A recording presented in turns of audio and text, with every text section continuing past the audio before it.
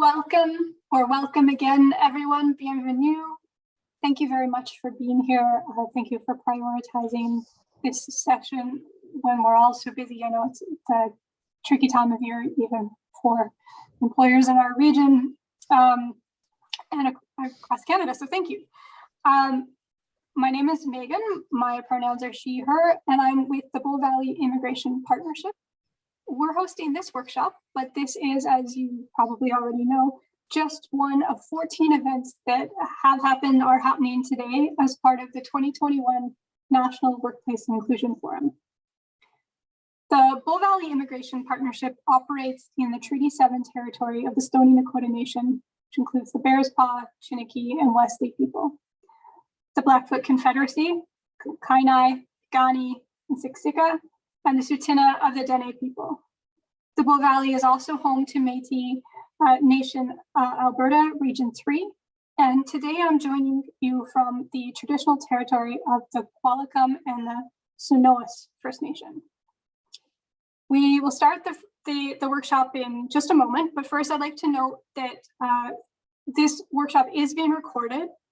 And after the workshop, we would like to share the recording on the Workplace Inclusion Charter website and the Workplace Inclusion Charter YouTube channel, so that those who couldn't be here today but wanted to can still learn from everything that Oz has to offer. However, it's also really important to us that you feel comfortable participating in this workshop. So if it's more comfortable for you, please feel free to leave your cameras off during the session. And we will also do what we can to edit out identifying information before we post the recording, and we'll explain at the end of the session how you can contact us to let us know if you're not comfortable with us sharing the recording. Just a few other housekeeping notes. We have enabled automatic transcription for today's meeting, and there's controls at the bottom of the screen that you can use to control what you see. Tyler and Cindy will answer questions after their presentation, but please feel free to use the chat at any time to ask your questions, and then afterwards you can use the raise hand feature to let us know when you'd like to speak. And finally, yes, we will email everyone in about a week to let you know when the recordings are online, and we'll also post any slides that we're able to share. I think that covers everything. So today's events are designed to support employers who are advancing diversity, equity, and inclusion in their workplaces, especially those who have signed or who would like to sign a Workplace Inclusion Charter, which is a community-driven program that includes a simple list of straightforward but impactful actions that employers can take to advance equity and inclusion in their workplaces, resources to make those actions easier to do, and a recognition program to celebrate employers for their efforts. Here in the Bow Valley, or that is the Banff region, locals and employees come from all over the world and they speak many languages. Therefore, commitments related to plain language communication have been a feature of our Workplace Inclusion Charter since we piloted it in 2017, and Alberta Workforce Essential Skills, or AWS, have been a reliable and invaluable support for those commitments all along the way. This year, one of the commitments in the Bow Valley 2021 Workplace Inclusion Charter is to audit your organization's employee handbook for plain language considerations. And one of the ways that an organization can complete that commitment is by assigning a representative to actively participate in today's session or watch it on demand and complete the homework that comes along with this session. So I think I'll leave that there for an introduction and turn it over to you, Cindy and Tyler. Thank you, Megan.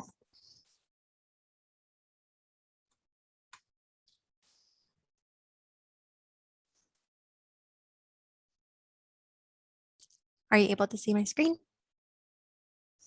I can see your screen, but I just lost something. So you just give me a second here, please.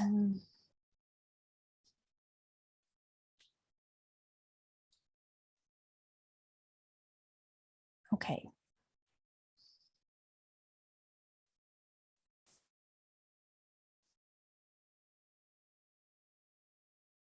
Okay. Welcome everybody. My name is Cindy Messaros, and I'm the Executive Director of Alberta Workforce Essential Skills Society. And thank you so much, Megan, for the great introduction. Doing plain language training and editing, working with companies is one of my favorite pieces of work to do with Oz. And so I'm just so happy to see everybody here, and thank you for joining us. And if you're interested, please introduce yourselves in the chat with your name and the company if that's something you would like to do. And I'll pass it over to Tyla. Hello, everyone, and welcome. I'm so pleased to be here with you today alongside Cindy. My name is Tyla Olson, and I am the Language and Essential Skills Specialist on staff at Alberta Workforce Essential Skills, and I'm very much looking forward to our discussion today. Okay. Thanks, Tyla. We'd like to do a land acknowledgement as well, and just to take the opportunity to acknowledge the traditional territories of the Indigenous peoples of the Treaties 6 and 7 regions. I'm from Innisfail and Tyla is from Daysland. And we want to show and acknowledge our respect for the histories, languages, and cultures of First Nations, Métis, Inuit, and all First Peoples of Canada, whose presence continue to enrich our community. Thank you. All right, who is Oz? Well, our vision is that everyone has the opportunity for training and skills development required to learn, adapt, and thrive in a constantly changing world. So that means working with organizations and associations such as Bow Valley Immigration Partnership and its initiatives to provide information and training in a strategic way. So thank you for your attendance today. Today's plan is that we know that you've been through a video regarding plain language writing. So part of what we're going to do is a little bit of review, a review of plain language writing, and then we're going to go into editing, and we're going to go into next steps. So you've all seen the plain language editing checklist that we sent, so you should be able to follow along quite well using the documents that you're wanting to work with.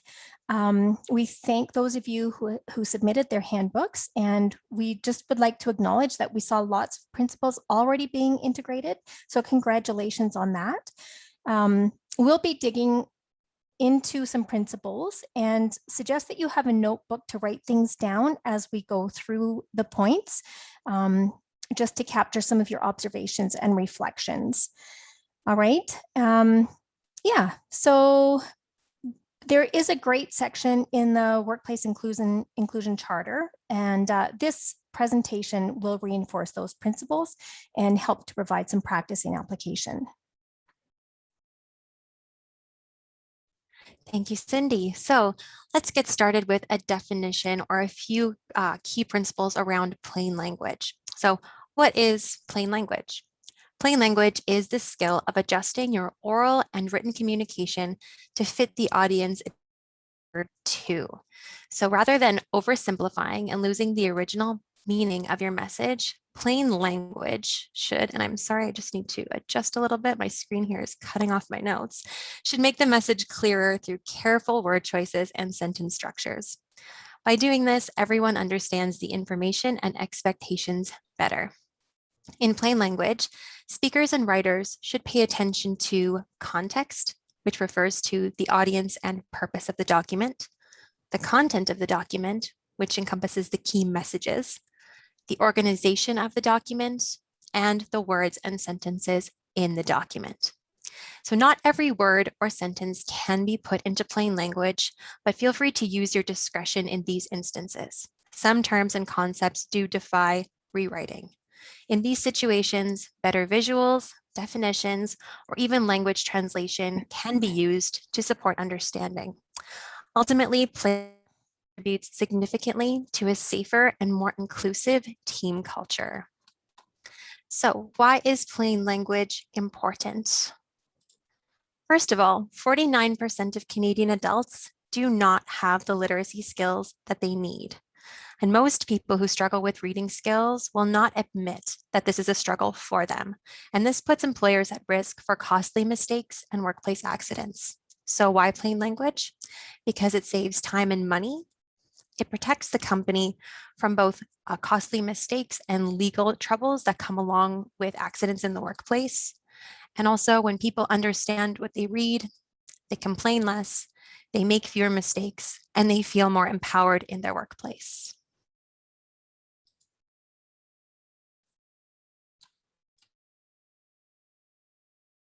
Cindy, you're still muted. I'm sorry. Thank you. Writing for clarity in a nutshell looks like this. The longer that you spend on defining your audience and purpose in your key messages, the less time you'll have to spend on doing the organization and editing the words and sentences. We suggest spending about 80% of the time on audience purpose and key messages before starting to organize and work on words. Audience includes things like demographics, how familiar is your audience with the topic, and what's their need for information.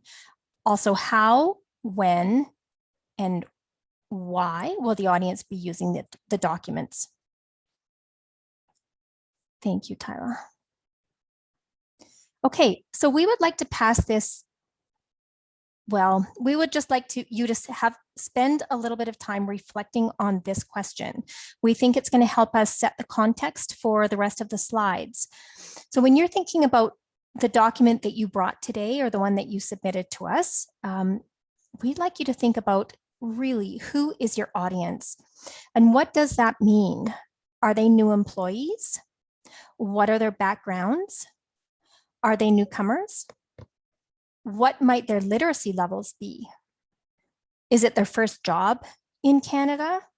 What grade level do they likely have? What state of mind might they be in when they read your document? And how could starting a new job impact their ability to get the information that you're trying to put across? So if we could just take a minute or two for you to get your minds in this question, and maybe even if you'd like to add some comments to the chat box to tell us a little bit about who your audience is.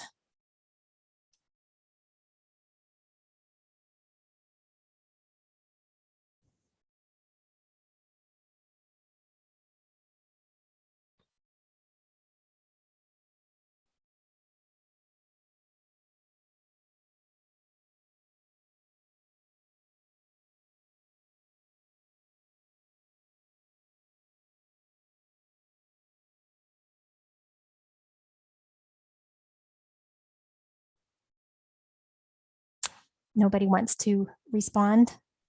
We have one response here in the Oh, chat there we from go. Bridget. She says, new employees, newcomers, first jobs, relocations, a variety of ages, backgrounds. Okay, excellent. So moving forward with, I'm sure that a lot of you probably would have the same answers as Bridget. And Bridget, thank you for submitting those. If we go forward then to what the purpose is of the document, I'm just having a little bit of trouble with my screens here, and I'll pass this back to Tyler. Yeah, so alongside audience, thank you, Cindy. Another really important consideration when writing any workplace document is the purpose of the document, and audience and purpose kind of go hand in hand. And so before I get into some examples, keep in mind that the document as a whole, whether that's your employee handbook, policies, and safety documents, yes, the whole document will have a purpose. But the purpose of each individual section might slightly deviate from that overall purpose or have a different purpose altogether. So it's important when we're writing a document or editing a document for plain language to think, what is the purpose of the document? And does the information that I want to include or that is included align with that purpose? So a few example purposes might be to persuade, to describe, to promote, or to inform. And just as we gave you a few moments to reflect on the audience of your document, I'd just like to give you about a minute to go ahead and think, what is the purpose of an employee handbook? And again, if we have any brave souls out there, please feel free to type your answers in the chat box. There's not one right answer that we're looking for necessarily, but we'd love to hear your perspective. What is the purpose of an employee handbook or your employee handbook?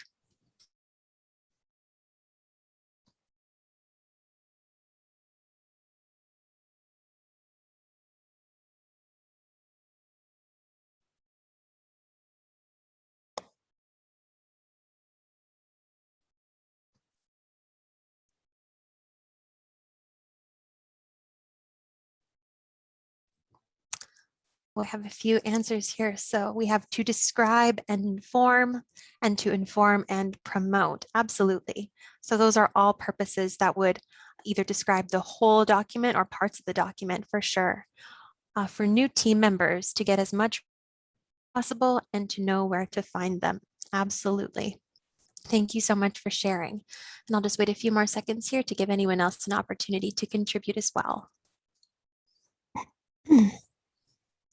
But while we're waiting for any of those, really the takeaway from this question, oh, here we have another one, sorry. Lena says, sharing information about the company and policies, describe what different departments do, etc., and to promote company values and mission. And another response here from Paige, to inform employees of policies, procedures, etc., but also to introduce or describe them to the company and the culture. Awesome. Thank you all so much for pasting your answers there. And I see a lot of great perspectives and yeah, right on the money. And so the most important thing to take away once we reflect on the purpose of the document is, like I said before, to really think about the information that we're choosing to include in the document and think, does this information all align with the purpose that we've selected? And so that's what we'd like you to think about as we move forward. I'm passing it back to Cindy. And so maybe even now, as you're starting to think about some of the questions that we've posed to you so far, you might be thinking about what you may have left out or what you may have put in that shouldn't be in, or what you would like to add, or I think that it's great that you're writing some of these answers into the chat box. So after you've thought about your audience and your purpose, it's time to start thinking about your key messages. And effective documents anticipate and answer the questions that your audience might have. So as you're writing or as you're starting to edit your document, think about what is the most important thing to my audience about this topic, and what questions would my audience have about the topic. So just keep these things in mind as we continue to go through our slides. And if we could just stop again, and I'm just thinking a lot of the answers, some of the answers that people put through kind of talked about what the purpose was. So they talked about informing, and then they talked about the key messages or the purpose. So to inform employees of policies and procedures and that kind of thing. So within that, what would the key messages be within that?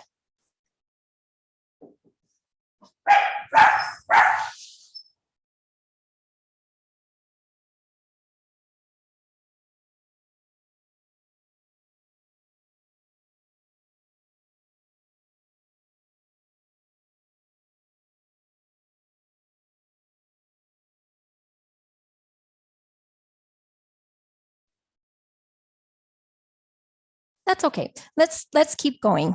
And let's just go past this next slide because we've asked this question already. So as you're thinking about your handbook and workplace documents, is there anything that you would like to change?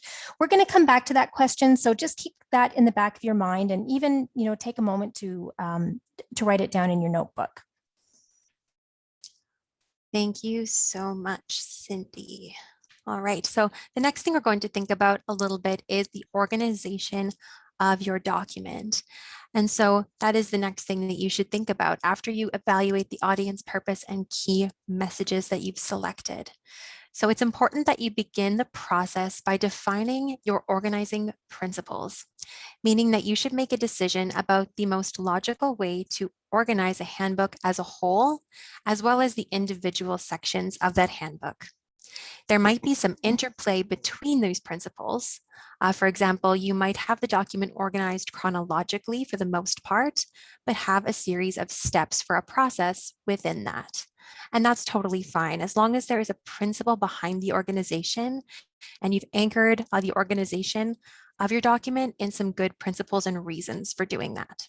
So on the screen, you'll see some examples of organizing principles that you could use when writing or revising your document. And so some of them might be chronological order, a step-by-step order, order of priority, order based on topic, cause and effect relationships highlighted in the document, as well as problem and solution. So those are some of the organizing principles that you could choose to employ when creating an employee handbook or any workplace document. And just to kind of tag on to what Tyler was saying, why you might have two separate organizing principles, for example, you might have a priority topic would be health and safety. And so what do you have within that? You might have steps in terms of how to what to do and in what order. So chunking your content.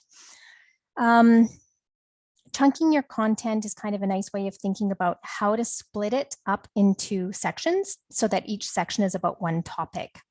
When you chunk your material, a good plain language principle to remember is to insert headings to define the sections and reflect the order of your document, and to make sure that headings stand out on the page. That gets a little bit into design principles, which we'll go into a little bit more. So we've done a lot of talking so far, and we've spent quite a bit of time on audience, purpose, and organization and key messages. So we would like to move to an example now. So this is a topic that would be probably in most employee handbooks. And we would just like you to spend a second now talking about or thinking about, this is important. Who is the audience? What is the purpose? What content would you expect to be under this heading? What is the point of view? For example, whose inappropriate behavior are we referring to? And Tyler has put those questions into the chat to make it a little bit easier to answer. And what is your audience expecting to see in this section? So we'll just give you a minute or two to think about it. And then I think probably we'll go down each of these questions again. I can't remember now, Megan Reed, can people turn on their microphones to answer these questions, or does it have to all be in the chat? No, they sure can. This is just a regular meeting. So people can raise their hands or just unmute and chime in. Okay, even better. So you're welcome to type your answers into the chat or unmute yourself and just answer that way. So inappropriate workplace behavior. Who is the audience? What is the purpose? What content would you expect to see under this heading? Whose inappropriate workplace behavior are we talking about? And what is your audience expecting to see under this section?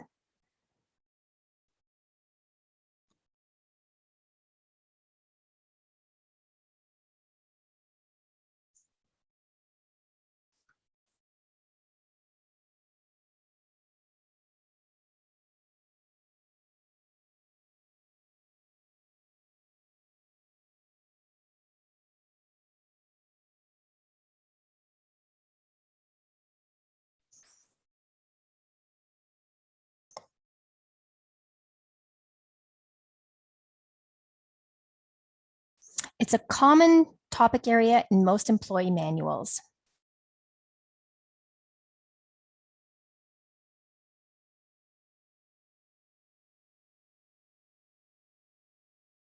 Well, hopefully everybody is at home making notes furiously in their notebooks. Oh, thank you, Bridget. I was going to say we could start picking on people if you'd like to.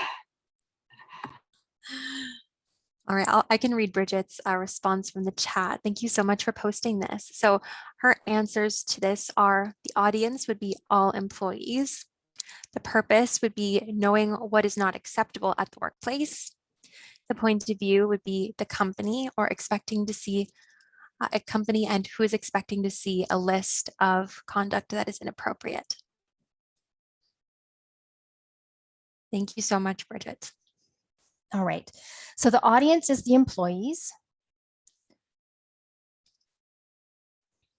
And the purpose is to inform the employees about what is not acceptable at the workplace. And the point of view is, I'm getting from this that it's employees understanding, expecting to see a list of conduct that's inappropriate at the company. Okay. Mhm. And Michelle says, would it also be respect in the workplace policy? Okay, great. Should we wait another minute, Tyler, or should we move forward? I think that we can probably move forward. Oh, we have another response. Sorry, I spoke too soon. So Paige has posted here, whose inappropriate behaviors could relate to all employees, and management is also included in that. And we have a long response here from Rebecca as well. So go ahead. All employees, and the purpose is to inform people about behaviors that are deemed to be inappropriate. Content would be a list of behaviors with some clear examples. Point of view, whose inappropriate behavior, other employees, including leaders, and what is your audience expecting to see? So information about behaviors, how to report, and what are the consequences. Okay, wonderful. Let's go to the next slide. And we have here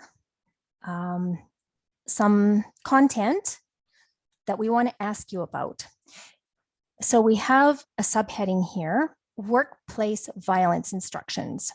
And included underneath of this is traveling to and from work, personal security, working alone at the front desk, working alone in rooms, dealing with irate guests, preventing robberies, and what to do in case of robbery.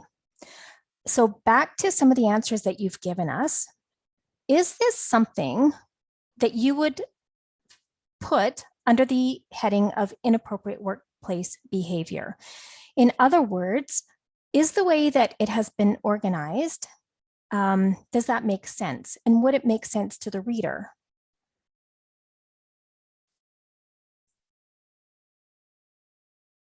And we can think a little bit about some of the other concepts that we've brought in. How many topics are in this, in these bullet points? Do they all fit under the subcategory of workplace violence instructions? And do you think that that fits under inappropriate workplace behavior?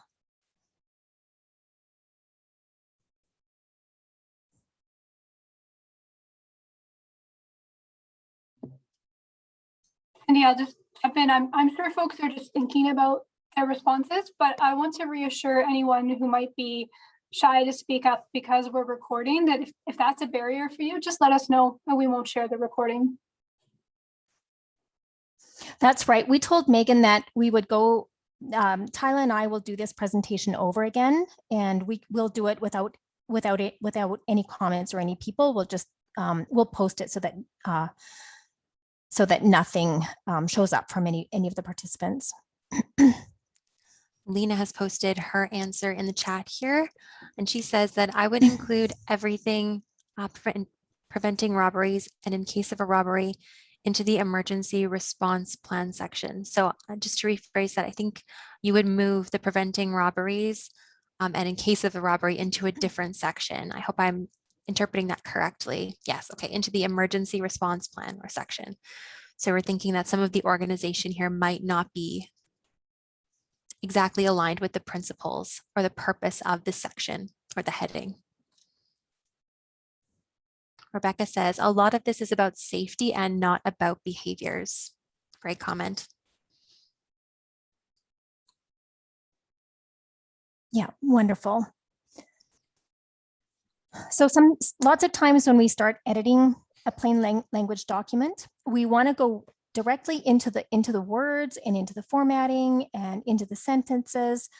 But if we go back to the little chart that we showed you at the beginning and we think about our audience and our purpose, maybe this isn't the best place to put something about workplace violence instructions, or even, yeah, exactly. Or even, does robbery fit under inappropriate workplace behavior? So I think we have kind of decided that what we're expecting, or what the audience might expect, is what I as an employee should not be doing at the workplace. Okay, great. Okay, so just to wrap up this first section and to bring it all back together. So here's a list of questions that before you get into the actual writing of the sentences and paragraphs in your employee handbook that you could be thinking about. So number one, does the content answer the questions your audience might have? Number two, are there any key messages missing? Number three, is the content relevant and necessary? Is there any information that does not suit your audience or purpose? Number four, are there chunks of information that can be removed? Or number five, is there repeated content? So just to repeat myself again, these are all questions that we'd ask ourselves even before we get into the individual sentences and actual word by word editing of the document. And that should guide you as you actually move into that editing process. And so having said all of that and having gone through those first principles of plain language documents, I'd like to ask this question to all of you, and you can take a few minutes to think, but I'd also be interested if any brave souls like to post in the chat as well. So thinking about your document that you brought with you today or that you sent to us, is there anything that you would change now that you've thought a little bit about audience, purpose, key messages, and organization? I'll just give you a minute to think, and we'll keep our eyes on the chat as well. Just reflect. Is there anything that you would like to change in your own? Because now we're really going to get in a little bit more into exactly how do we do that? How do we simplify the language that we've used in our employee handbooks or other workplace documents? And so getting more into that, what I've included on the slide here, what we've included are just a few general principles to start us out. So number one, as you've kind of alluded to here, keeping those paragraphs short. That's a really important plain language consideration. Aiming for about 4 sentences should make your document a lot more approachable and a lot more readable, because I'm sure we've all had that experience when we've seen paragraphs that go on and on and on for 15 sentences or more, and that kind of feeling of, oh my goodness, I have to wade through all of this information. So keeping those paragraphs short is very important. And then kind of very close to that or aligned with that, using short sentences. And we'd like to aim for about 15 to 20 words per sentence. And we'll get a little bit more into this third point as well. But as you've also said, Louisa, and you really hit the nail on the head here, using bulleted lists where appropriate to replace long pieces of text. So these are kind of our first principles when we're thinking about plain language, but we're going to get a little bit more into the tools that will help you accomplish this. Great. Thank you. This is the part that I love doing. I think if you do editing, I'm guessing that you like to do this kind of stuff too. These are concrete tools that you can start to use after you've done the heavy lifting. And the heavy lifting, as we've talked about, is understanding and recognizing what your audience needs, what the purpose of your document is, and how you're going to organize it, and what the key messages are. And I don't think that we can say that enough. So the tools that we're going to bring forward and discuss a little bit today, and ask you to do a little bit of editing on using some of these tools are, we'll talk about active versus passive sentences and make you feel like we're in grade 12 again. We'll talk a little bit about nominalization. We'll talk about bulleted lists. This was really great. We saw some really good use of bulleted lists in the documents that you passed to us. We'll talk about parallel form. We'll talk a bit about tone, bureaucratic language, and jargon, and readability. I know that in the video that you saw, you were shown how to use the readability tool. Today, we're going to go into it and talk about what the specific points on the readability tool are that will help you with your writing. And we're going to talk about some design elements. So back to high school. What is a passive versus an active sentence? Passive sentence reverses the subject and the object of the action. When we're doing plain language writing, we prefer to write in active voice. I think a lot of us, when we learn to do reports, we learn to use the passive voice, but that's not easy access to the message that you're trying to get across. So in this example, Fatima cleaned the room. Fatima is the subject, cleaned is the verb, and the room is the object. In a passive sentence, the room, which is the object in the active sentence, is reversed, and it comes out as the room was cleaned by Fatima. And that's just more difficult to access. One way of figuring out if the sentence is active or passive, typically in passive sentences, we have a past tense be verb. So in this case, was, and then we have a past participle. So in this case, cleaned. The room was cleaned by Fatima. I'll give you another example. The government, it was decided by the government to raise taxes. Oh, okay. Sorry. No, that's okay. No, I was ad-libbing there. That's okay, Tyler. But we'll just go ahead and go to the next one. All right. So here we have a mistake was made on your bill by the waiter, and the presentation was given by Cindy and Tyler. It's hard for me to tell how familiar you are with active and passive sentences, but if you're interested, you could just write the active sentences into the chat, or you can raise your hand, or you can tell us what the clues are for the passive sentence. Great. Cindy and Tyler were the presenters. Yep. Much better. How about the other one? Does anyone want to try? Yes, the waiter made a mistake on your bill. Yeah, so much better. Perfect. Somehow, I don't know why we tend to, I tend to do this a lot too, as I just tend to, it seems somehow easier to write using passive voice. And I tend to do a lot of editing on my own work to turn it into active voice. I have the same problem. And I think you're right when you said that we all learned how to write in passive voice when we wrote science reports in high school. I know that was something that was definitely stressed in my education. Okay, the next plain language tool that we're going to talk about is actually something to avoid as well. So as we want to avoid the passive voice when we're writing for plain language, we also want to avoid a practice called nominalization. And nominalization refers to making nouns from verbs. And so if we look at the two examples I have on the slide here, we'll see, let's look at the first one. You will receive notification of receipt of your documents. In this sentence, the verb notify has been changed to notification. And so rather than having the simple sentence, you will be notified when we receive your documents, or we will notify you when we receive your documents, which is even better, the verb notify has been changed into a noun, which just makes it a little bit less clear to read, as with the second sentence as well. The promotion of health and safety regulations is important to our organization. So that's a really, I think the temptation here is to make it sound a little bit more official and business-like, when really the side effect of that is it becomes less readable. And so a simple way of saying this that avoids nominalization would be promoting health and safety regulations is important in our organization. So keeping in mind that where we can have a simple verb anchoring our sentence, we should choose that instead of nominalizing whenever possible.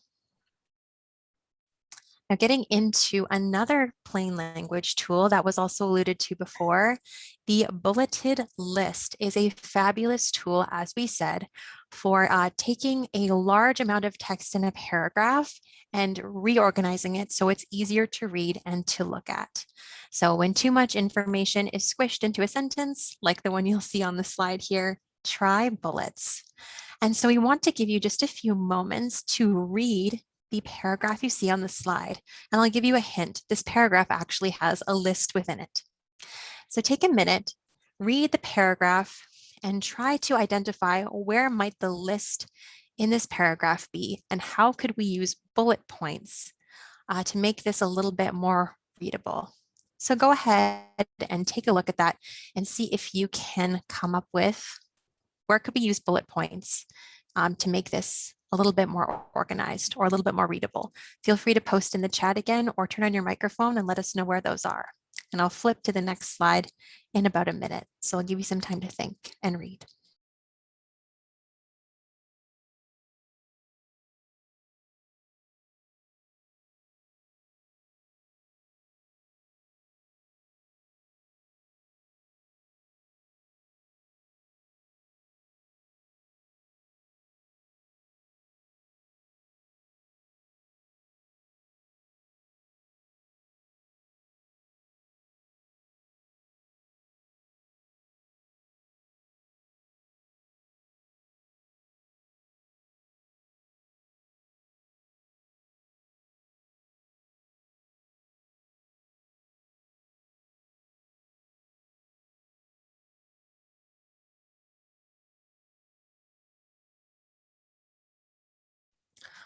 Ooh, Bridget has posted in the chat. She said, I would maybe use bullet points.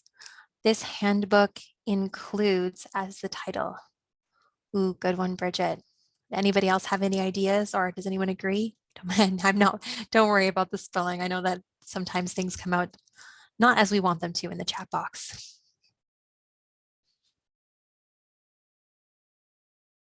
I'll just wait a moment to see if anyone else has any ideas. What points from this paragraph might you put into a bulleted list?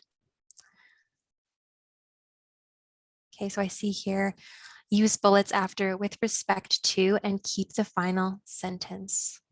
Nice. I think when I show my example, you're all going to be very proud of yourselves for identifying exactly what we need to do here. I'll just wait one more moment to see if anyone else has a different idea.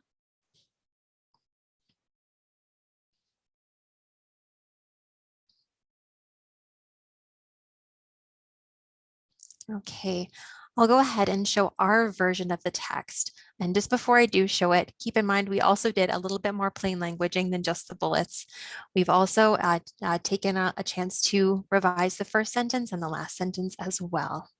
And so we took that nice dense paragraph and we changed it to, this handbook will give you information about a code of conduct, policies, procedures, and employment practices, and benefits. Human resources can answer any other questions you might have about your employment. And so we did exactly what I think it was Bridget and Rebecca suggested. We kept, we basically did exactly what both of you said to do. We introduced what the handbook is going to give information about and then listed that using bullets. Okay. Tyler, I wonder, do you want to go back to the original one again, just so everybody can kind of see some of the phrases that we took out? We thought may be extra and might just be interfering with the message. Mm-hmm.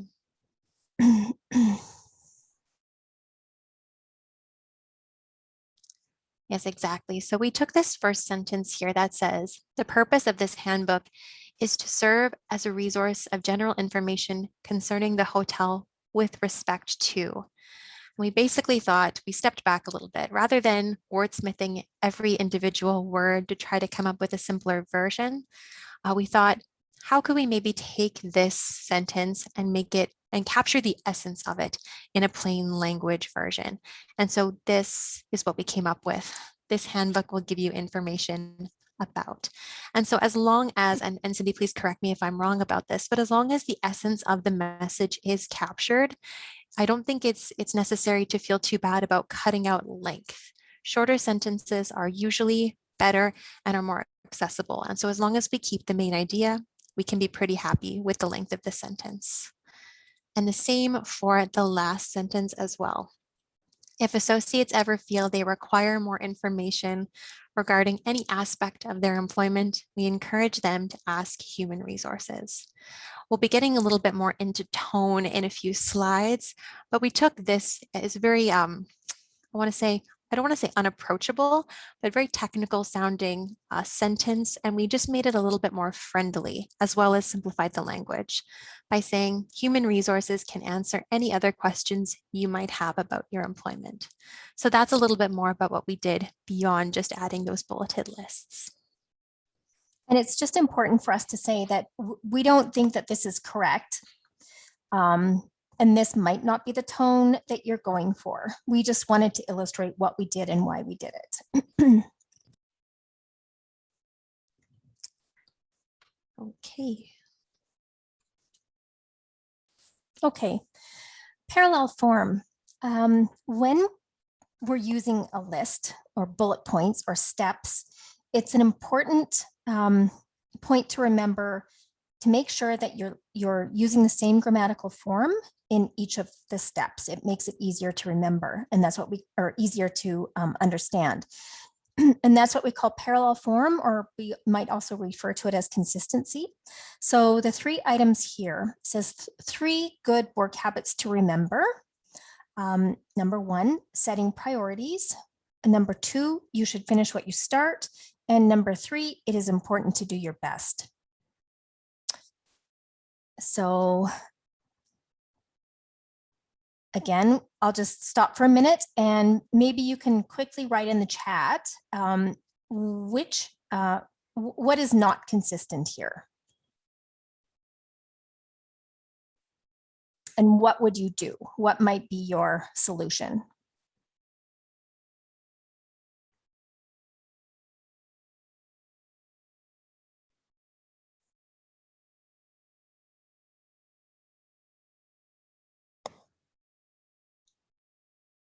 Okay, great. Shorten the second 2 points to match the first. Okay, perfect.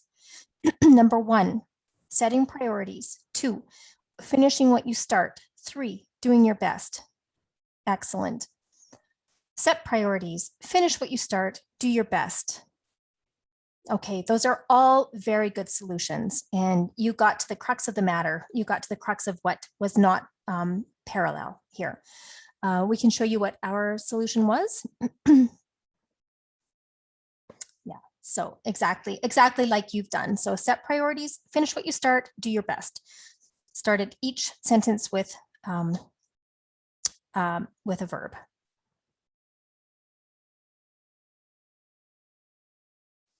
All right,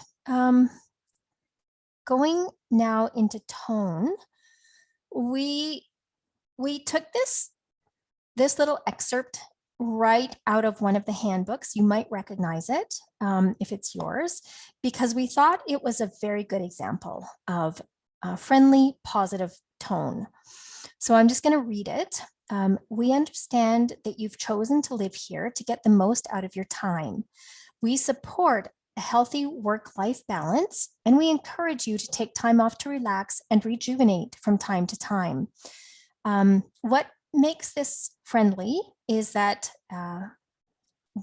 in this excerpt, using the first person pronoun we and using the second person pronoun you, so we're just talking directly to your audience.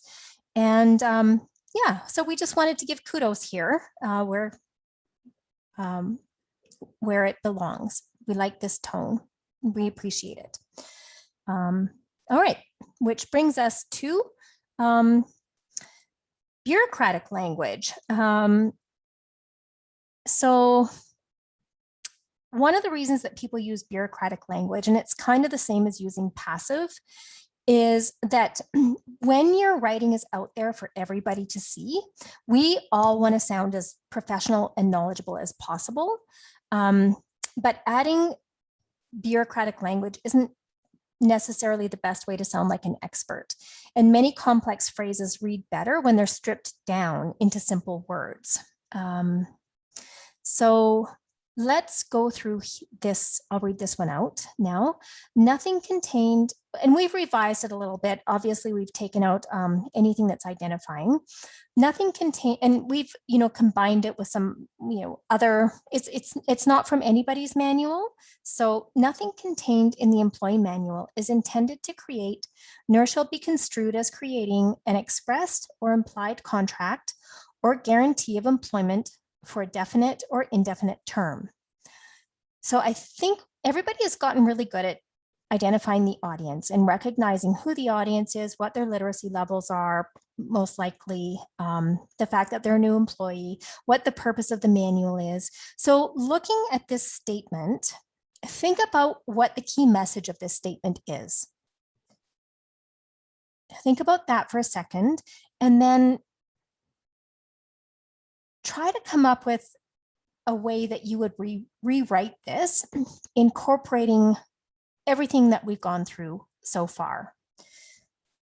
So in terms of language and sentence length and tone and purpose and the key message, if anyone is brave enough to try and do a rewrite now, and then we'll show you what our solution was.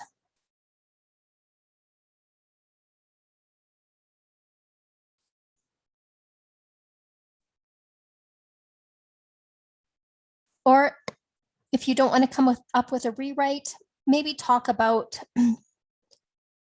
some of the things that you think you would like to change just in terms of an overall principle idea.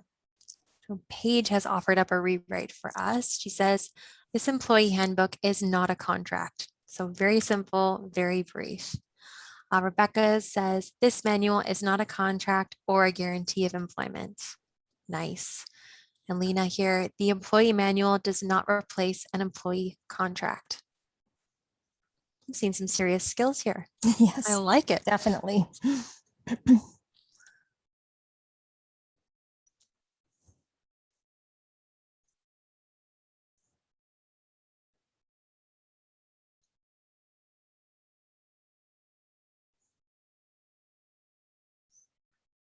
So they've all boiled it down to the key message. So that's great. So our version is, this handbook is for information only. It is not a contract nor an offer of employment. So perfect. Yeah. Awesome. Thank you so much, everyone, for your rewrites. All right, so our next tool here is sort of similar to bureaucratic language, but it gets a little bit more specific, and that is jargon.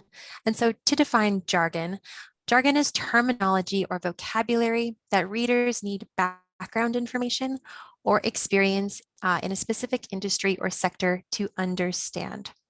And so thinking about those really technical words that maybe we throw around in the workplace, that when we talk to our friends about our work later after work, they're thinking, what does that word mean? That would all be classified as jargon. And so when we're writing plain language documents or editing for plain language, we want to remove jargon at all times if possible, especially if it interferes with the clarity of the message. If, like I said, it's only used by others in your field, and when possible, when your audience speaks a different language. And if I could just step in before you go to the next slide, Tyler. Oh, yeah. I'm wondering if there is specific jargon that you use in your industries or in your, if you can think of kind of specific jargon words that you wouldn't mind putting into the chat.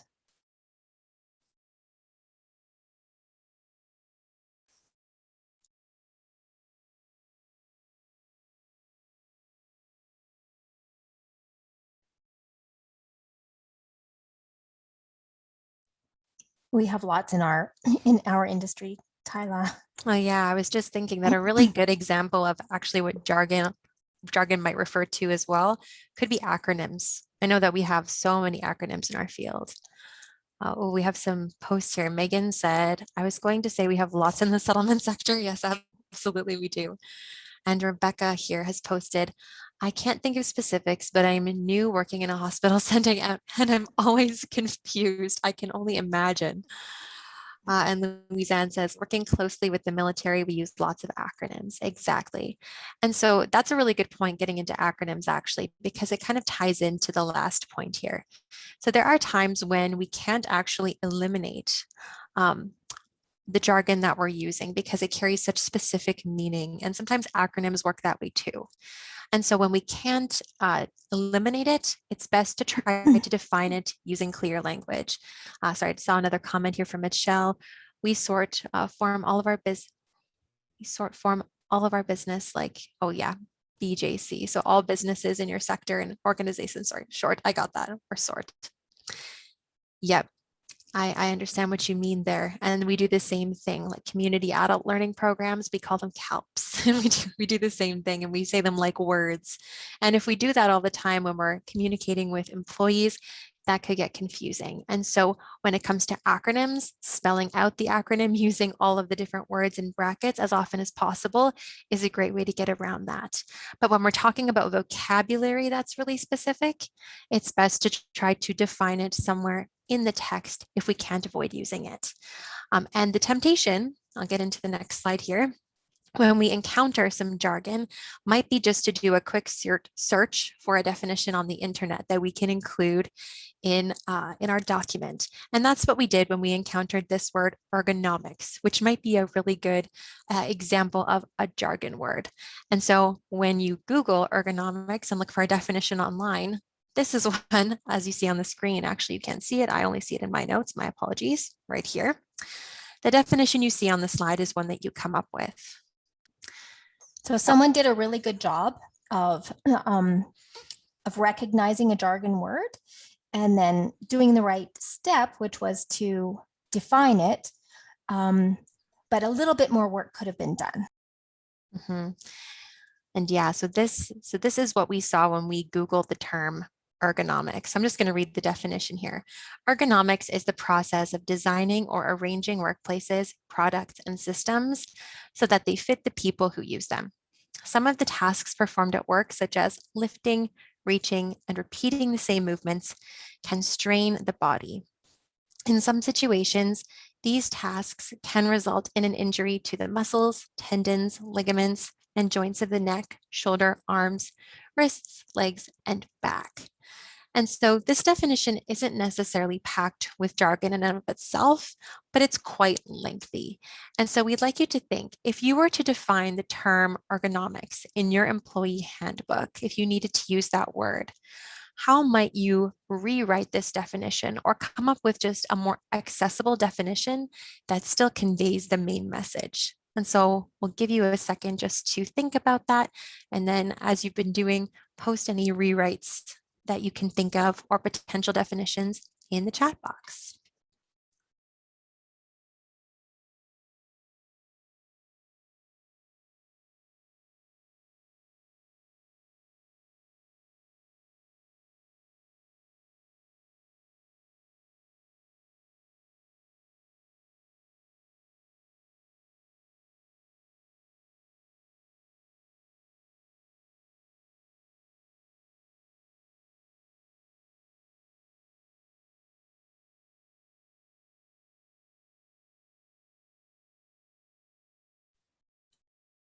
Ergonomics is workplace setup.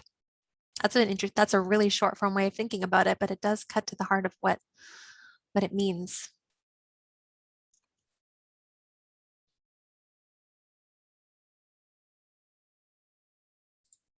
Any other ideas on how we could do a simple definition of the word ergonomics? So going back to who is your audience and what do they need to know about it? And what's the key message?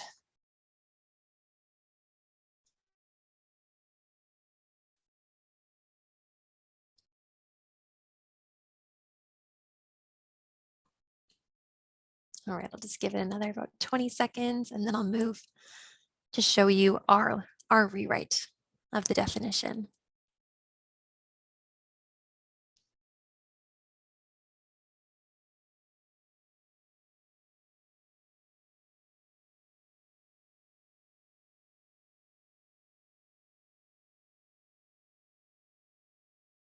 Okay.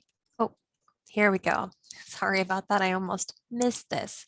Rebecca says some work-related tasks can put strain on the body, resulting in injury.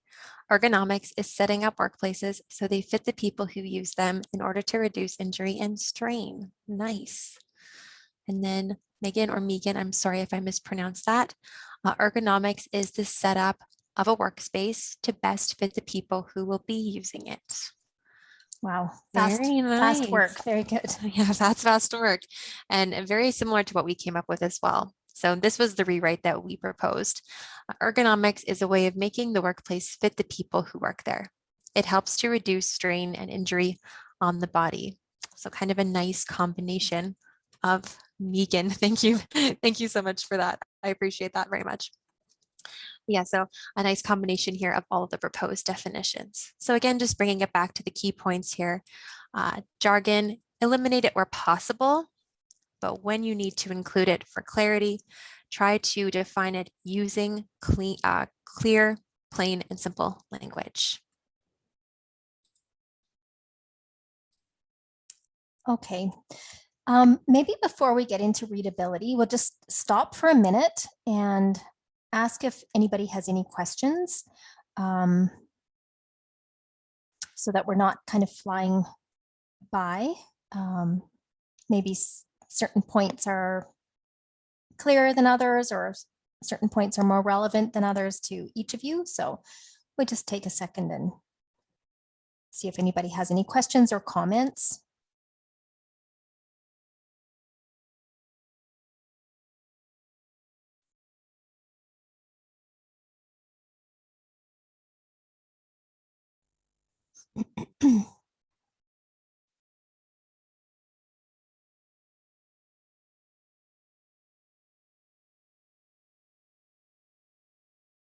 Okay, let's go. Tyler, let's move into readability. So for readability, depending on your audience, we talk about grade level here, which isn't exactly the best way of talking about it, especially if you've got second language employees, but it's kind of the best we have when we're talking about readability. So aim for grade level 4 to 5 if your audience struggles with reading, i.e. if they have low literacy or if they're not fluent in English. Otherwise, aim for grade level 6 to 8. And these, when I'm using these grade levels, I'm talking about the Flesch-Kincaid framework. And so let's move down. We've taken a policy that could be in anybody's handbook, what your internet policy is. So I'll just read through it, and then I'll show you what the Flesch-Kincaid says about it. Job-related uses of the internet include accessing external databases, libraries, newspapers, newsletters, magazines, bulletin boards, or encyclopedias to obtain reference information or conduct research, corresponding with colleagues, government clients and vendors, professional and career development, and provision of information to the public. Using the internet for any activities that are not job-related, e.g. surfing or browsing for materials of personal interest, is not acceptable. So this is an internet policy that probably similar to what most workplaces would have. Let's go to the readability statistics. I'm not sure if that's small for people, but what you do, and I think that you got a tutorial for this in the video that you had. If you don't remember how to do, how to get these readability statistics, we'd be happy to take you through that process again or send a list of instructions. So what you get from it is how many words there are, how many characters there are, how many paragraphs, and how many sentences. How many sentences per paragraph? So 1 sentence per paragraph. In this case, it's very long, a 33-word sentence, which is not what we're suggesting to do. And the Flesch reading ease, the higher this number is, the better. And the Flesch-Kincaid grade level, the lower this number, the better. So grade 15.1 is over what we are looking to create in our writing. Passive sentences, well, they pass here. There are no passive sentences. I'm not sure. Should we stop and ask for a rewrite of this, or just move on to our rewrite and then do a comparison? We can do that. We'll just move on to what our suggestion is here. You can use the internet to make your work more effective. For example, you can use it to, and then all of the points that they listed, and then do not use the internet if it is not related to your job. And then going down to the readability of the new version. Sorry if it's too small for people to see, but I'll just show what the comparative statistics. We have going down to words per sentence. In the first one, we had 33 words per sentence. In the second one, we have 6.3 words per sentence. And the flesh reading ease in the first one was 10.1.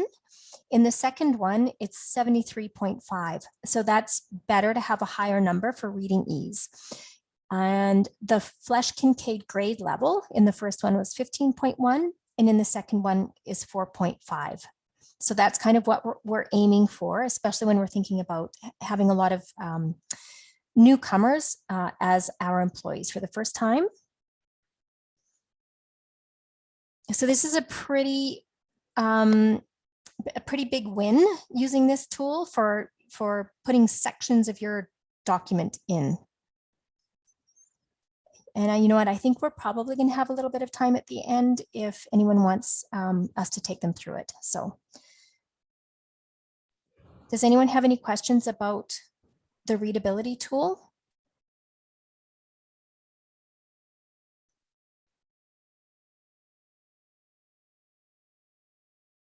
I do, Cindy. Can the readability tool ever steer you wrong? Oh, what are you thinking? I don't know. I'm just wondering if you might get a really good score for a tough paragraph, or if it might fixate on certain aspects of readability and miss others. Yeah, I think probably with any tool, you kind of have to take it along with all of the other tools and principles. So I can see how it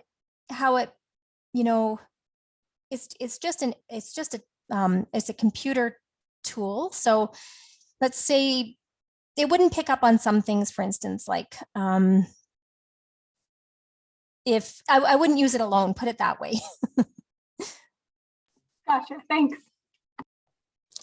Yeah, I would, if I can jump in, I would say that it's a really, really great tool to measure, like on the sentence level, how appropriate your text is, because it does a really good job of adjusting the length and really that passive active distinction. The reason that's on here is because that's really one of the most common grammatical structures that we see that makes documents less accessible. So I'd say at the sentence level, it does a good job. At the word level, I think is where you might get a little bit led astray, for example, because I'm not sure, and Cindy maybe can speak to this, or maybe we'll have to do a little extra research. I'm not sure how good this would be at picking up, for example, on jargon terms, because it doesn't necessarily have the capability of measuring how common a word is in any given language. So I think, yeah, like as Cindy said, it's a tool. It's not necessarily the end all be all of readability, but when you do use, oh, thank you for your lovely thumbs up. I always get kind of distracted by the interactions, but I love them so much. I've had people use emojis that are on Zoom that I didn't even know existed, like that one. Thank you so much. But no, I think it's a great tool for some purposes. And if you use it, I'd say I don't think it's ever going to make your writing worse. I'll put it that way. So I think it will probably do good things. It might not just do all the good things that we'd like it to. Thank you, Tyler. And Rebecca says it didn't work in her Word document. You know what? There's always different versions of Word, and they kind of mix up the steps. And it might be. We would be happy to go through it at the end, or to take you through it afterwards, if that's what you're asking. Yeah. Yeah, right. I actually had the same issue with my version as well, getting it to consistently show up when I set it up the way that the video suggested. So we can potentially find a tutorial and send that out as well if we can find a good online one that works with the newest version of Word. So we can maybe try to do that to see if that would help. Any other questions about this before we move on?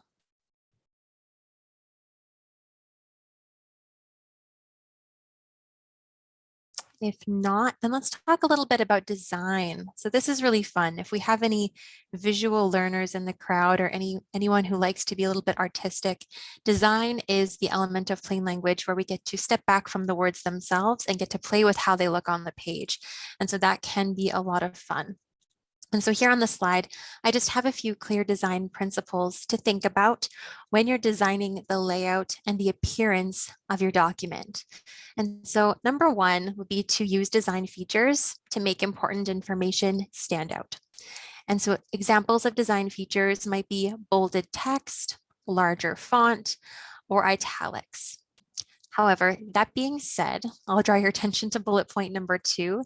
It's very important to also consider and to remember not to mix design features too much, all on the same page. So for example, if we're using italics, all caps, different sizes, and colors on the same page, this can be very, very overwhelming for readers and make the document actually less approachable. So selecting a few features to make key points stand out can help readability, but again, do not overuse or mix a lot of them. And just a special note about color. As you can see on the slide, there are certain colors that are best to be avoided in documents, especially when the background is white. You always want to make sure that the font and the background are different enough colors, they're contrasting enough that the text pops out at the reader. So avoid colors like yellow, like you see on the slide when you're putting your documents together. Now moving into our next point, use headings to organize sections. Now we talked a little bit about this in the headings in the organization section, pardon me. Headings are a great way to improve the navigation of your document for readers, to help people find where can I find the specific piece of information that I'm looking for, because they stand out. And when your document is chunked well, like we talked about in organization, this can really help us find things quickly. There's a really great tool in Microsoft Word called Styles that actually really helps with the formatting of headings. And I'm not sure if anyone has used this, but I would definitely give that a look. I'm just going to write that in the chat box. Right. Styles. And if you use this, this feature that Tyler's talking about, it lets you just press a button and a table of contents formulates itself, which makes it so much easier. It makes it easier when you're writing to have a table of contents right beside you to make sure that you're writing consistently. Exactly. And it also saves you the hassle of having to make sure that all of your headings are the same size, same bolding, same font, because it just it does it automatically for you. And so I'd really recommend checking that out. But even if that's something that you don't want to use, just using headings to organize your sections will make your document more readable. Moving into font, it is always a best practice in plain language to use a font size of 12 or larger, so that we're not having to squint. It also improves accessibility for the visually impaired, and also thinking about the font that we use. Now I've given 2 examples here. Using a font like Times New Roman or Arial. But when we're talking about font, it's actually really helpful to kind of step back and think about who is the audience of your document, because there's 2 major classes of font, or 2 categories of font. And maybe you've heard of these before. One would be serif fonts and one would be sans serif or no serif fonts. So Times New Roman is an example of a serif font. And so if you look at the words Times New Roman on the slide, what you should see are kind of little tails and ticks on the edges and the top and bottom of each letter. And these tails is what I'll call them, are designed to help guide your eye from left to right across the page. And so many American or Canadian readers prefer serif fonts for this reason. And we actually recommend serif fonts, or they are recommended for learners with workers or learners or people with low literacy levels, because they do help guide the eye across the page. Whereas Arial is an example of a sans serif font. So if you look at the Arial word on the slide, you'll see that the words look a lot more blocky. They don't have those little tails that help guide our eyes across the screen. And so some readers do not prefer Arial. However, those who've grown up more in the digital age, a lot of younger Americans or Canadians prefer sans serif, because many digital technologies and websites use these types of fonts. And so they're more familiar to these readers. So when you're choosing your font and when you're thinking, what am I going to use? A really great principle is just to step back and again, consider your audience. Who are your employees? Who are you writing for? And that should help you make a principled decision. All right, next, looking at white space. So our principle here is to use white space on the page at the margins and in between paragraphs or sections. I think we've all had an experience looking at two documents, one document being a big block of text and another one maybe that has more white space. And I think we'd all gravitate to the document that has more white space because they're more approachable and they're more readable, because the denseness that comes with having sentences and paragraphs that are too close together, as we kind of talked about before, can make the text less readable and approachable. So use as much white space as you can and use it to separate sections between paragraphs and sections.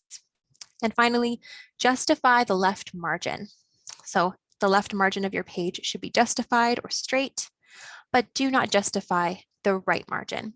And the reason being is we don't want to create unnecessary space or uneven spaces between the words. And so make sure that the left is justified and the right is ragged.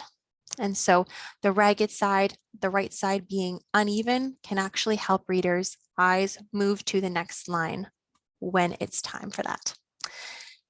And so with that all being said, let's move to the next slide here. And what we're going to do with this last activity is kind of bring everything together a little bit, bring it all together. And so having talked about everything at the beginning of the presentation, as well as these editing tools, we're going to turn it over to you to do a little bit of editing and to think about how we might edit something that you could see in an employee handbook. So briefly, I just want you to think, looking at this heading on the slide, just like we talked about earlier on in the session, this heading, preventing robberies. What section of an employee handbook could this go in? What would be some of the important information or key messages to talk about in this section? And what questions might my audience have about this? And so we have those questions up on the slide. I'm not going to give us too much time to write in the chat box for this, but I want you to reflect on it a little bit. What would you expect to see here? What questions would I want to answer from my audience about this specific topic that might appear in an employee handbook?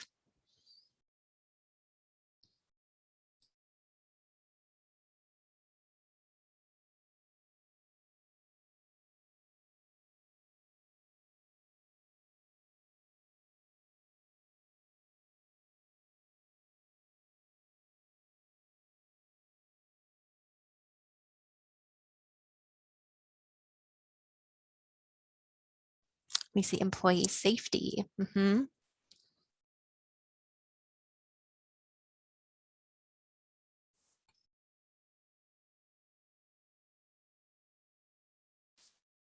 As you think about that, and you don't have to post your answers in the chat if you don't feel comfortable, I'm actually going to put up what we might see under this section and ask us to evaluate it just a little bit.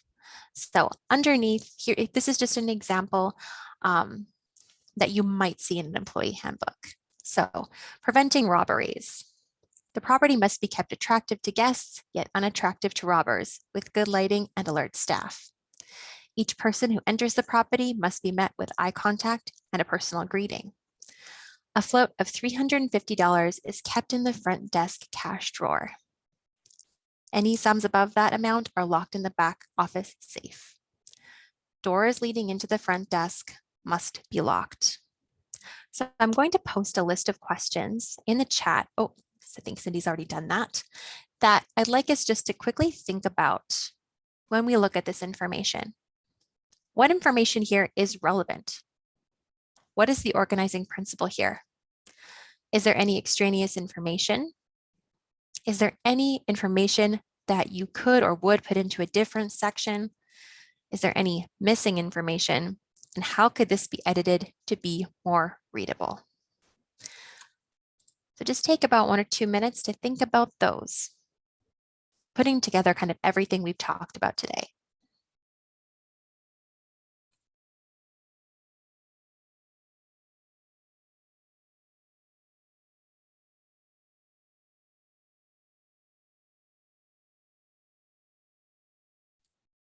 I see here, $150 float should be put under the handling cash section. Okay, so that's something that might be better off in a different section. Any other observations? You can speak to any one of the questions. You don't have to speak to all of them.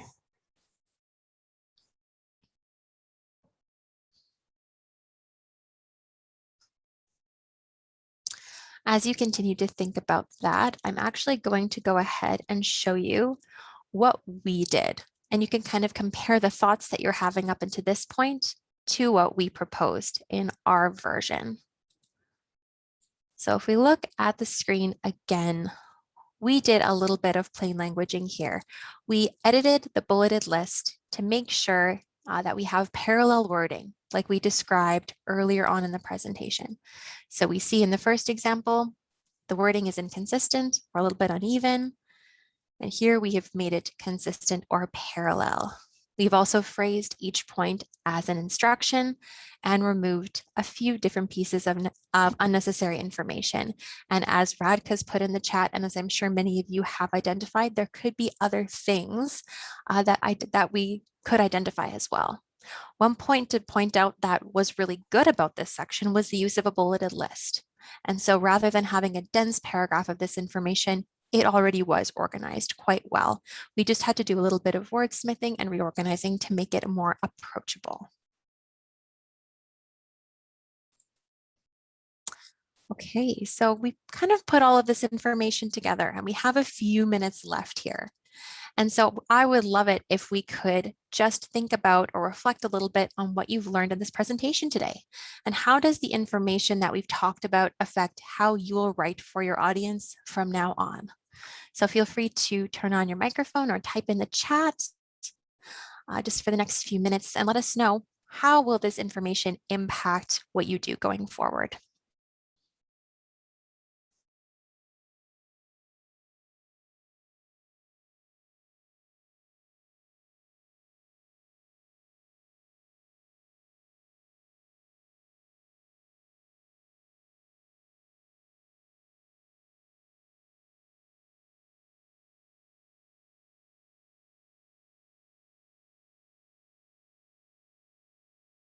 Recording again, so I'll go.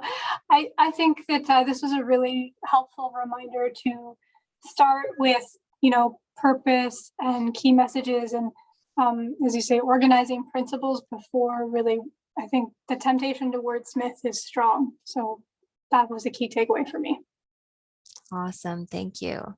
We have a few answers in the chat here. So Louisanne says, I will simplify our policies, making them easier to understand. Paige says, I think this will also help us with our job posting and interview questions. It's great to hear. Some of the practices are already in place, but I think we can simplify it further so it's better for all audiences. And Megan says, I will definitely think more closely about what information is necessary and what isn't for the document I'm preparing. That is all fabulous. All right. So your next steps then, as you leave this presentation and begin to think about what you're going to do, I think you all need to kind of write down what are your top 3 steps when you go back to your office. So we've just come up with some ideas that might help to prompt you. So we think you could choose a document or even a section of a document and evaluate the audience and the purpose. So are you speaking to the audience that you intend to speak to? And are you covering the purpose that you intend to cover? Are you answering the questions that your audience will have? So it can feel daunting to think about all of the workplace documents that you might need to look at. So if it's easier, just choose a section of a document. Use a readability test on one of your documents or on a section of one of your documents. Go through your document using at least one tip or tool from the checklist. So even if you wanted to go through and see how many passive sentences you have and start thinking about writing those in the active voice. And so with these, you can begin to put an action plan together. So this is what we would, we think this is a good way for you to start.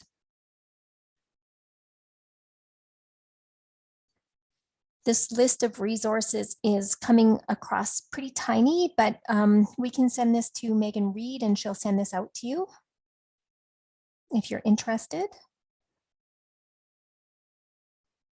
And it looks like Tyler is bringing me to the end. So I can go back to the next steps if you want me to revisit that, by the way, or we can open up for questions. Yeah, let's open up for questions.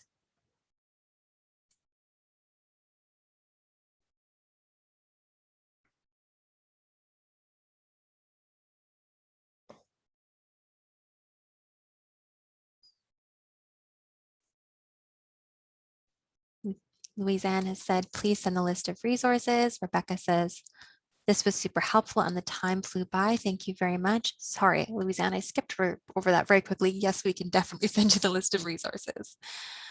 Bridget says, no questions. Thank you. Thank you for coming and participating. I'd just like to point out for anyone in the Bow Valley, completing those steps that Cindy just outlined would satisfy completion of one of the Workplace Inclusion Charter commitments. So, but don't worry, we have that in writing as well, and we'll follow up with you.